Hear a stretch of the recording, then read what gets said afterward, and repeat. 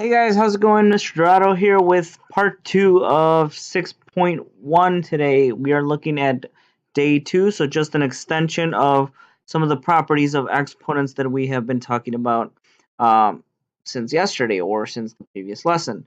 So what we're going to go ahead and try to do today is we're going to be able to simplify exponential expressions by using properties of exponents. So let's make sure we remember a few of those properties that we covered last time. So as we can remember from last time, right here, whenever we have something like this first problem right here, okay, it says that we have to add exponents when we're talking about the product rule, okay, which means that if we ever have two things with the same base, okay, which is, again, the number or variable, the bigger number or variable, then we can go ahead and add their exponents. So, for example, here I notice I have two w's that are being multiplied. So I have w to the 1 times w to the 2. Well, our product rule says that I could just take w and add the exponent. So 1 plus 2 is a 3. Okay? I could do the same thing now with my v's. So there's a v there and a v there. That is going to be, let me actually use a different color here. So v there, and they're being multiplied. So these are bases of v that are being multiplied, which means that I can add my exponents, which in this case would be v to the 7th. So that is my final answer for that first problem. So okay, so remember, if you see something that is being multiplied with the same base, just add the exponents. Now, this is actually almost kind of like the opposite, which is subtracting the exponents, which is when we're looking at our division rule. All this means is we're going to ask ourselves that question like last time, which is who wins? Meaning, looking at each of the bases, so like for example, my x to the 4th and my x to the 10th right here, we have to ask ourselves which one of these has more, the top or the bottom? Well, as I'm sure you guys can figure out, the bottom has more. So we ask ourselves, well, how many more does the bottom have? Well, it has 6 more. So we're going to go ahead and write. So this one just turns into a 1, and this one has 6 more. So actually, let me go ahead and erase this real quick. Let me use a different color. So again, these go away. How many more did the bottom have? Well, the bottom had 6 more. Okay, now let's look at our y's. Y to the 7th over y to the 3. Which one has more? Well, the top has more, so I'm going to go ahead and cross out the bottom. But how many more did the top have than the bottom? It had 4 more. And then finally with our z's, remember that if they don't show an exponent, you can always put a 1. Okay, so which one has more, the top or the bottom? Well, the bottom does. So as soon as you say the bottom, go ahead and write it in the bottom. And how many more did the bottom have than the top? Well, just 1. So you could just either leave it as z, or you can always write it as z to the 1st. So this here is my final answer for that particular property. And finally, we have our power of a power rule, which is basically when we multiply the exponents, so almost like distributing. So we look at the two exponents, that 3 and the 4. So we have a base of z, and the 3 and the 4 are two powers, so a power of a power, which means, like it says up here, we have to multiply those exponents, which in this case would just be z to the 12th. All right. So again, that's just a little overview of what we did last time. So why don't we go ahead and take a look at a new rule of exponents, which is the rule of negative exponents. This is what I want you guys to write. So if the exponent, actually, let's write it like this. If the negative exponent, and I apologize for my bad handwriting, but this pen is not working well today.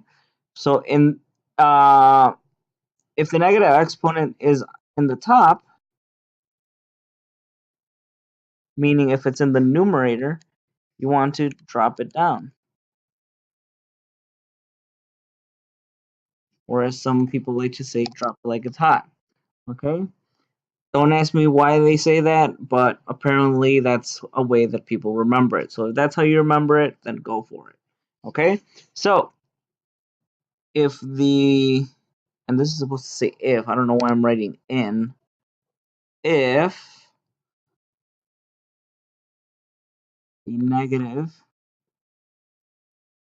exponent is in the bottom,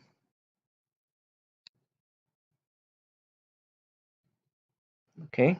If the negative exponent is in the bottom, you want to raise it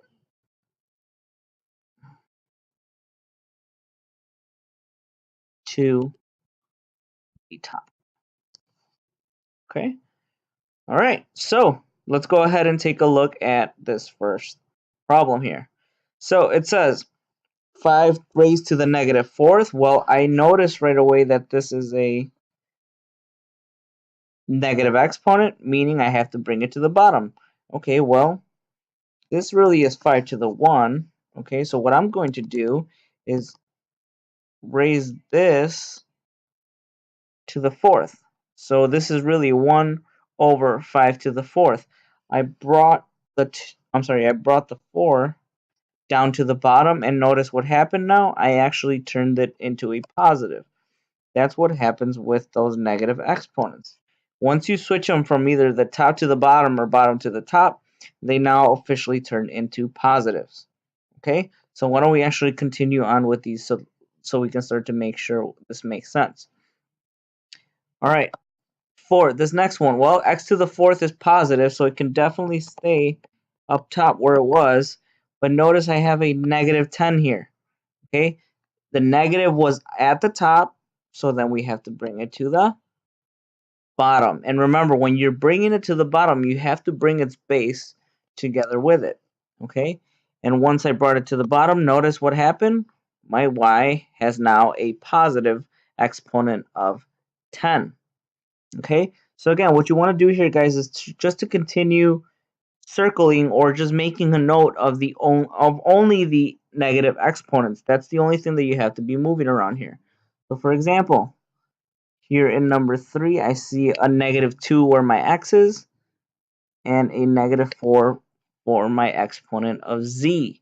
So which ones did I not circle? Well, I didn't circle the 6, and I didn't circle the y to the third, so the 6 and the y to the third have to stay up top. The only thing that gets brought down is anything with a negative exponent.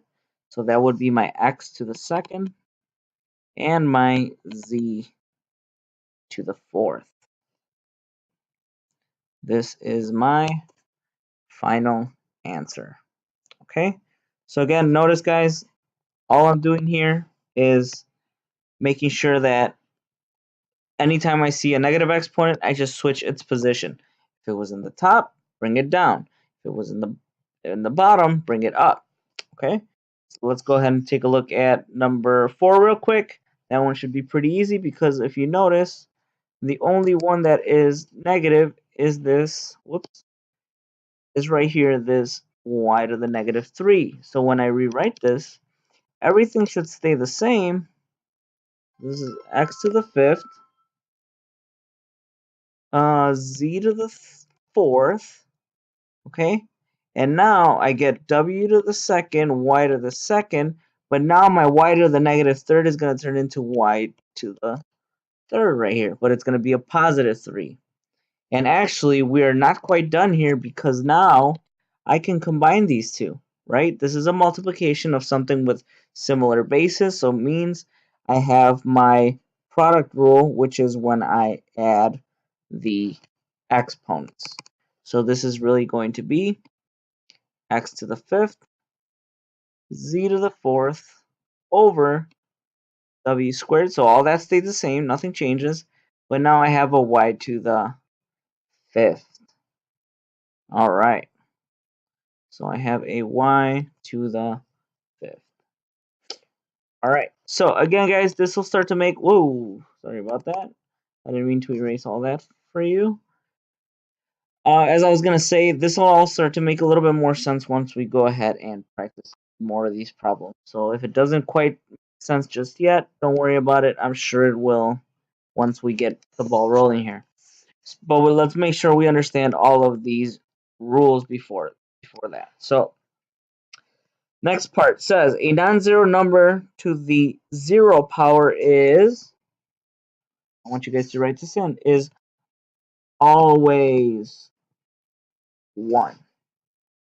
Okay, so any number, any non-zero number that is raised to the power of 0 will always have a result of 1. Okay, so if we take a quick look at this first one right here, it says negative 5.2 raised to the 0. Well, again, what did our rule say? Anything that's not 0 raised to the 0, I'm sorry, anything that is not 0 but it is raised to the 0 will always just be 1. My answer here has to be 1. Okay, for number 2, we have a base of 4, so a base of 4. And then we have the product rule here, which is multiplying two things with the same base, so we have to add the exponents. So what's negative 3 plus 3? Well, that is 4 to the 0. And we said that anything to the 0 power is always 1. Okay? All right, and then this next one, let's see. We have a 5. Okay? And then I have a common basis there of x to the second and x to the negative second. Well, if I add those exponents, that would be x to the 0. And then if I look at my y's, this is a positive 3 with a positive 3, so this is y to the 6th. Well, we know that x to the 0 has to be 1, so this is really 5 times 1 times y to the 6th, or finally just 5y to the 6th. Okay? All right. So again, make sure you're applying your properties of exponents correctly, and you'll start to notice that anytime you do have an power or any number or any base that's not 0 and it's raised to the 0 power, you always just get a 1. Okay, so now that we have those key things in mind, let's go ahead and talk about how that applies to some of the old rules that we just learned. Okay, so we're going to go ahead and talk about distributing exponents, which is when we have a power of a product rule. Okay, again, if you have some expression here like we have right there, okay, and you have to raise that to another power, then we're basically distributing here. So remember, this 2 is like 2 to the 1.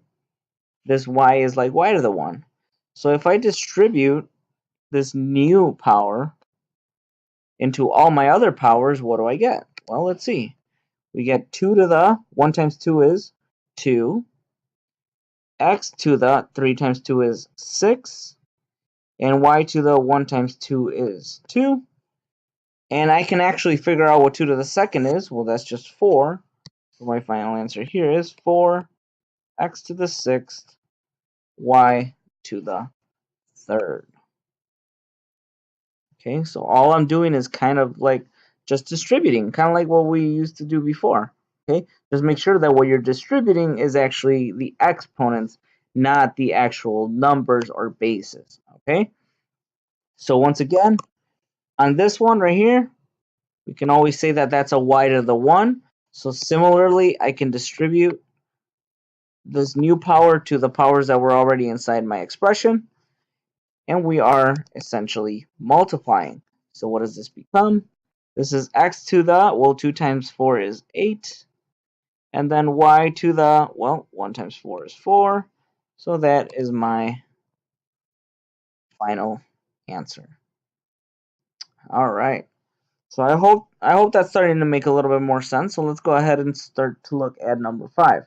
So when we're talking about negative exponents, well, we just talked about that a little bit. So let's see if we still remember it. Again, all I want to do here is kind of circle where my negative exponents are. Okay, and those are the only two things that are negative here. So everything else should stay where it's at. Now remember, and I just want to point this out, and I want to make sure it makes sense. I am not moving this one. This is not an exponent. Although it is negative, it is not an exponent. This is actually a base or just a plain old number. Okay, there's no need to move that one.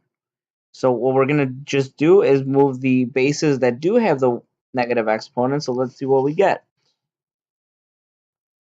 So the -2 and the x stay up top. There's no reason to move those. Okay, that y to the -3rd was in the top, but now I'm gonna bring it to the bottom and turn it positive. And what about my w? Well, the w was in the bottom, so now I'm going to bring it. And it had an exponent of 5.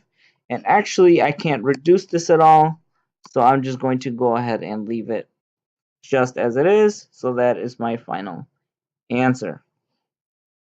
Okay, now this next one.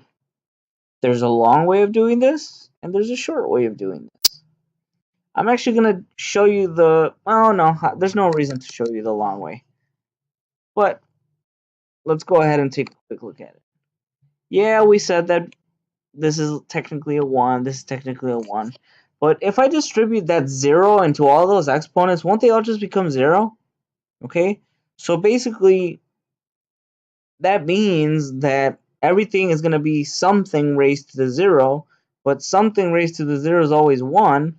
So this is technically going to be like 1 times 1 times 1. Well, that is just 1. Okay, so that was like an abbreviated version of the long way. But if you think about it, what did we say at the beginning? Anything raised to the 0 is 1. So this is that anything. Okay, all that's in there. That's my anything. And it's being raised to the 0. So right off the bat, I didn't even have to show any work. I know that this is going to be just 1. Okay, so again, don't make it difficult on yourself, guys. Just remember, anything raised to the 0 is just 1. Okay, let's go ahead and take a look at a few problems here. Let's see how well you guys do on those. So why don't we go ahead and take a look at, let's see, let's do 1 and 3 together, and then I'm going to have you guys do 2 and 4 on your own. So let's check them out. Well, again, right off the bat, you should be able to tell me what number 1 is, because it eventually the whole quantity, this whole quantity here, is being raised to the 0, which means what? The answer is 1. Good. Okay, so you should have gotten that the answer is 1 on number 1. Okay? All right, let's take a look at the next one. Well, as I said, whenever you see negative exponents, make sure you circle them just so you remember to move them. So I am doing just that. So let's go ahead and figure the rest of this out. Well, the only things that I didn't circle were the 5th power, which is the base of 5. And on the bottom, I didn't circle the 3, which had a base of w. Okay? So that I didn't have to move at all. I just kept it exactly as it was. But I do have to move these other two things. So this 2 to the -2, I have to move it down, as well as this y to the 4th. And also this 4 to the 2nd, I also have to move up. So this is going to become 2 to the 2nd and y to the 4th. And then what am I raising to the top? I'm raising to the top that 4 squared. All right, so let's figure this out. I can reduce that, or not reduce it, but I can simplify it. What's 4 to the 2nd? That's just 16. And then finally at the bottom, what's 2 to the 2nd? That's a 4. Now I can reduce it even further because 16 and 4 are both divisible by 4. So 16 divided by 4 is a 4. 4 divided by 4 is a 1. So my final answer here is 4x to the 5th over w to the 3rd, y to the 4th. Okay?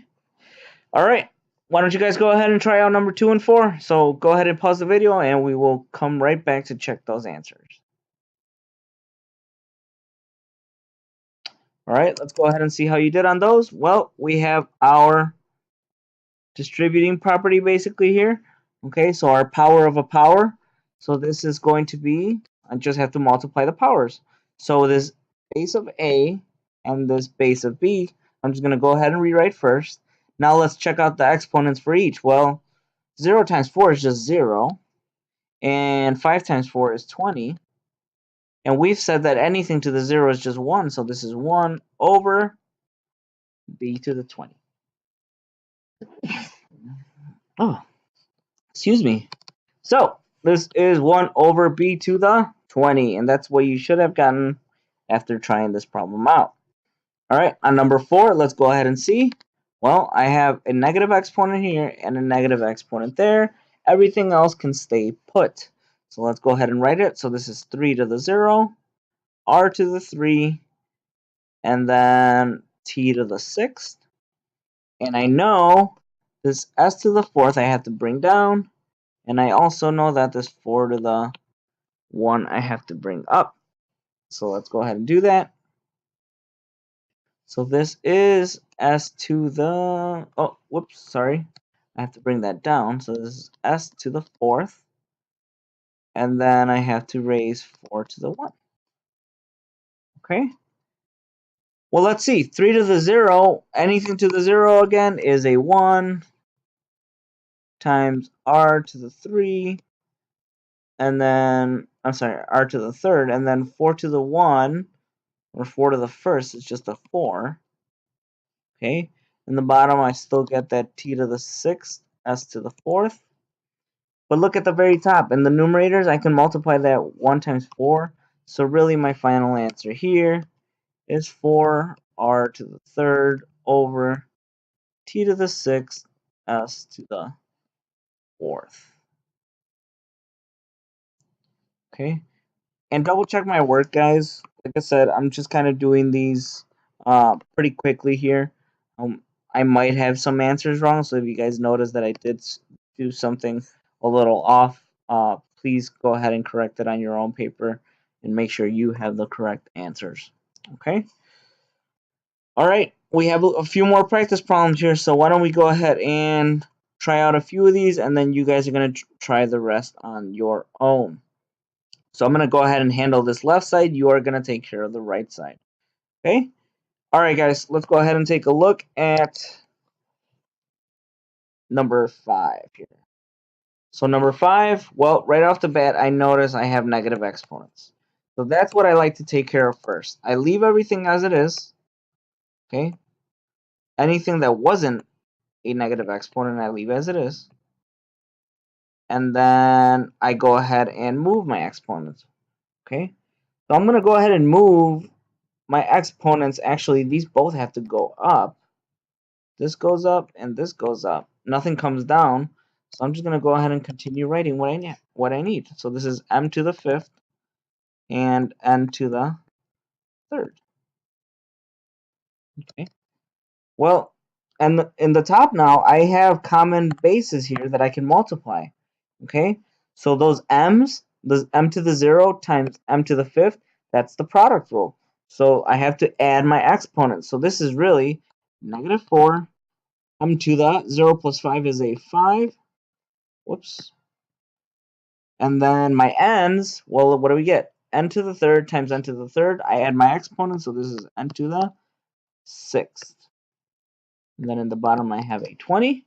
But I can actually reduce that because a negative 4 and a 20, they have a 4 in common. So this divided by 4 is a negative 1. 20 divided by 4 is a, I'm sorry, 20 divided by 4 is a negative, why am I talking negative? It is a positive 5. Okay? So my final answer here is negative 1 m to the 5th n to the 6th over 5. Sorry guys, I lost my train of thought there. Okay, so that is what you should have for problem number 7. Keep going, guys. Okay, and actually if you want, you can start reducing from the beginning, but I just like to do it at the very end. Whatever you want to do first. But like notice here, the 7 and the 49, they both have a 7 in common, so this really becomes a negative 1. This becomes a 7.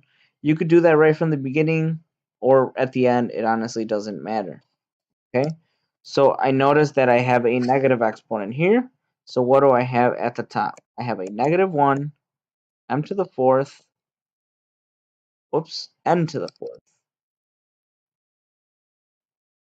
n to the 4th, m to the 10th, over 7, m to the 7th, and this right here, n to the 3rd, I have to bring up now. So this is going to be n to the 3rd. Okay, well, we can do a few things here. We notice that the n's are being multiplied, right? They have common bases, so then I just add my exponents. So this is going to be negative 1 n to the 7th, and then notice that my m's here, I have m's in the top and m's in the bottom, so I can apply my division rule, which is basically when you subtract them, or when you ask yourself who wins. Well, in this case, who wins? Which one has more, the top or the bottom? Well, in this case, the top has more, so as soon as you say the top, go ahead and write it in the top. How many more did the top have than the bottom? Well, it had 3 more than the bottom. And then what's the only thing left in the denominator here? Well, that would just be the 7. So go ahead and write that 7 in. And now you are completely done. All right. So let's continue. Let's keep going. All right. The nice thing about this next problem is that we don't have any negative exponents, so we don't have to change anything or move anything around. And the only thing that I'm doing right now is just kind of putting a 1 there for each of those y's, because I know they each have an exponent of 1 if they don't have anything already written. So we have actually 2 choices here, but what I'm going to go ahead and do is use my division rule, right? Between these two, my 2 x's, right? And then my 2 y's. So let's take a look at the x's first. Well, which one wins, the top or the bottom? Well, I hope you are saying that the top one wins, because that one actually has 3 x's and the bottom one has 0 x's. So then the top obviously wins. So you're going to go ahead and write x to the 3rd on top, because 3 minus 0 is just 3.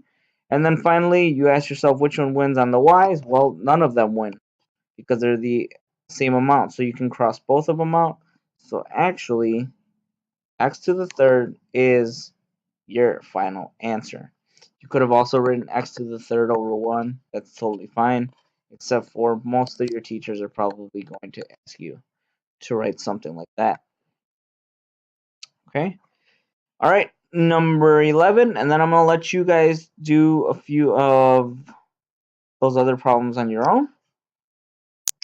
So number 11 and number 13, let's go over those. Well, notice here, yeah, I guess I could bring that to the bottom, but what's the point if I have 2 common bases here? Actually, 3 common bases, right? And they're all being multiplied. And we know that if I ever have anything with common bases that are being multiplied, I can apply the product rule. So what is this going to be? Let's add up the exponents. This is g to the negative 5th, g to the 5th, and g to the 0. So negative 5 plus 0 is g to the, well, g to the 0. And then my numbers are also being multiplied. So 3 times 2, that is a 6. So what does that give me? That gives me 6 to the 1, because anything to the 0 is 1. So my final answer here is just 6. Okay, so remember, all I did was apply the product rule to my variable, which has a base of g, and it's raised to the negative 5, 5, and 0. So if I add all those up, I get g to the 0, which is exactly what I put down right here.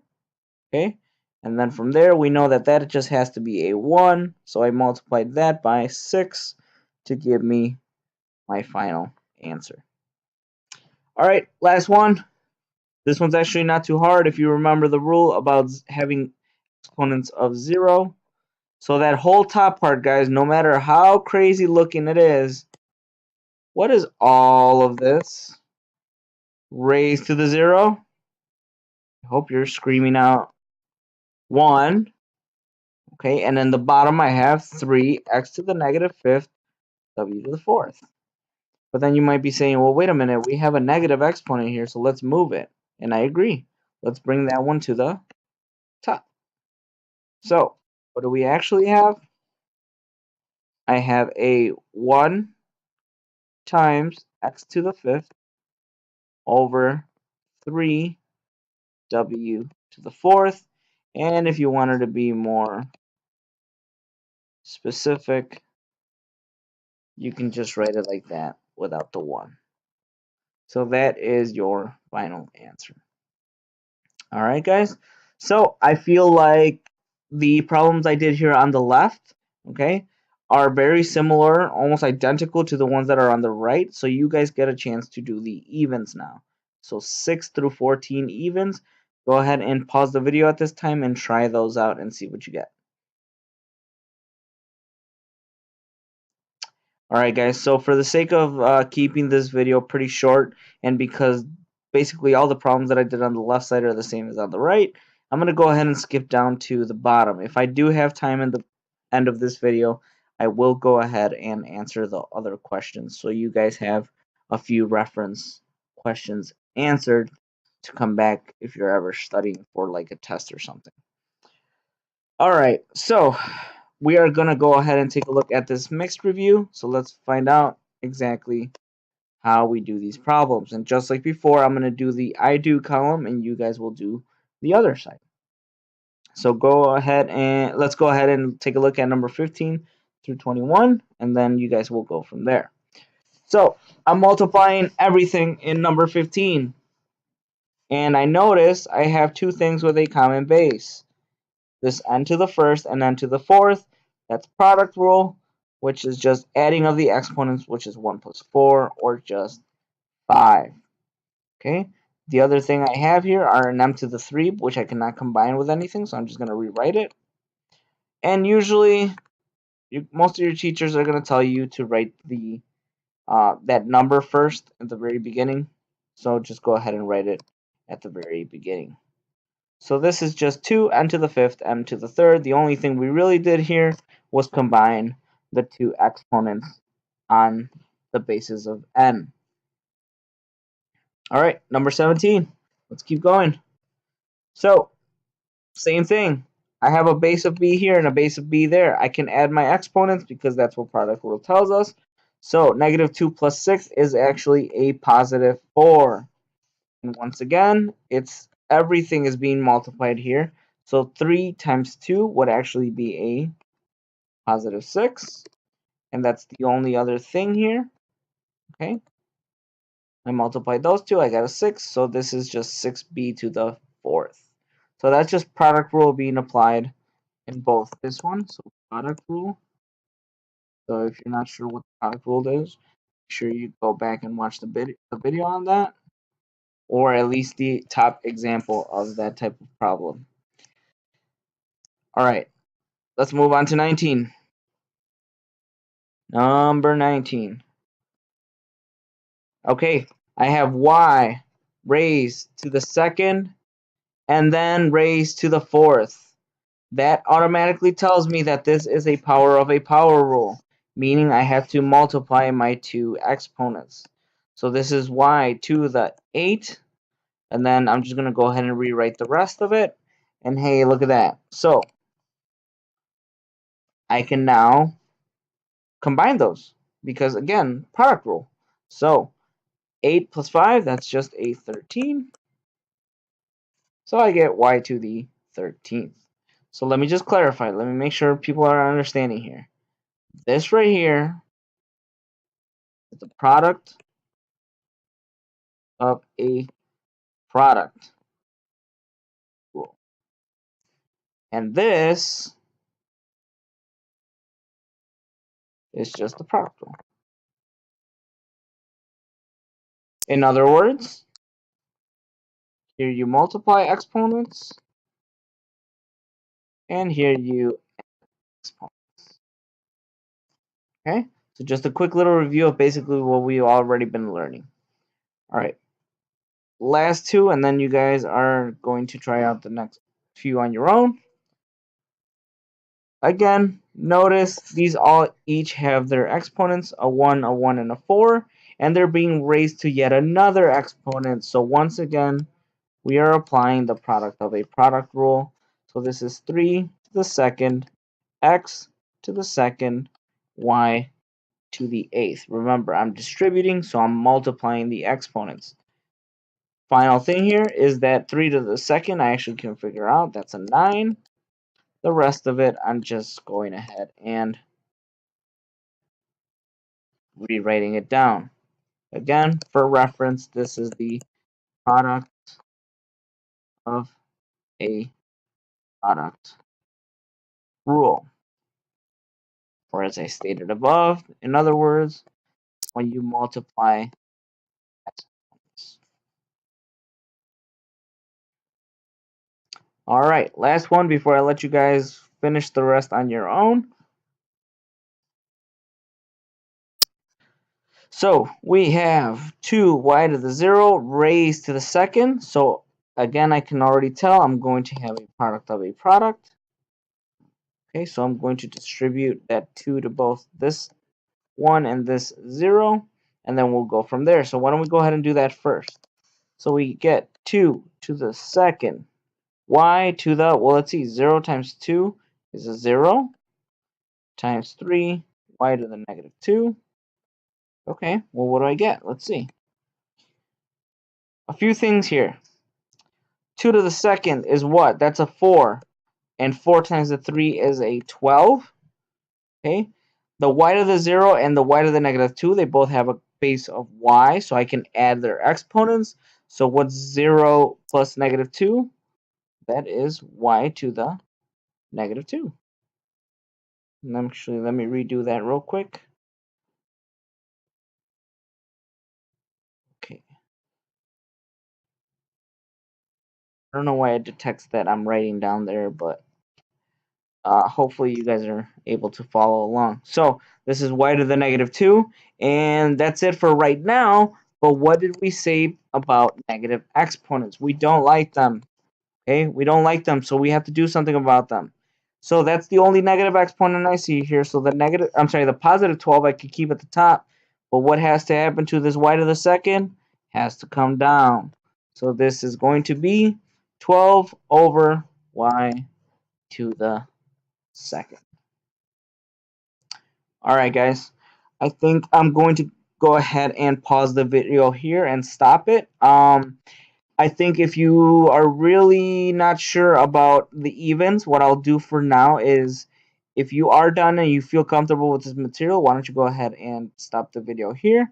Otherwise, I am going to go ahead and do a few of these on the side here if you want to keep watching. I will do them without commentary, guys. I just want to show you guys exactly the types of answers that you'd be getting here. Now, again, I'm probably not going to do all of them, but I do want to do a few of them so to make sure that you guys are understanding the material. Alright guys, so if you are leaving me now, go ahead and stop the video and I will see you guys next time. Alright, bye.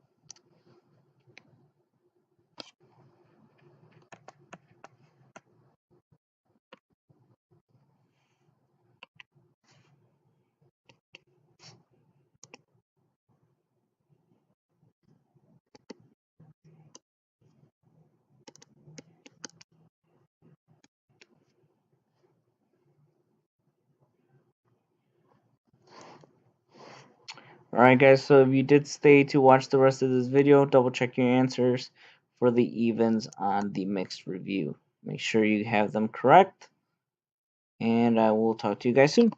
Alright, bye.